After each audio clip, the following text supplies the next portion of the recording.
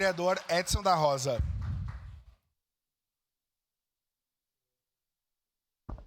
Senhor presidente, nobres pares, bom dia a todos que estão aqui conosco presencialmente, em especial ao vereador, sempre vereador Eloy Frisso, que está aqui conosco. E eu não ia falar, vereador, mas me lembrei da saudosa vereadora Geni Petef, que também tem uma caminhada muito importante nessa conquista, Saul.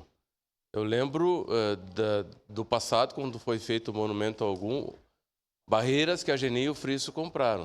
O Frisso sabe do que eu estou falando. Então, parabenizar, e eu quero ir pelo lado da conquista. Toda conquista, ela permeia um passo de cada vez.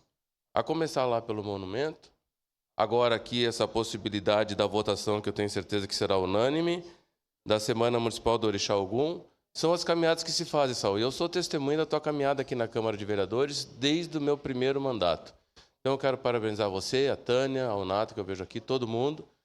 Isso é uma conquista do povo de religião de matriz africana e é um reconhecimento da Câmara de Vereadores. Isso é importante, institucionaliza, né, faz a gente ter o conhecimento, faz com que a gente tenha a respeitabilidade necessária, que é importante.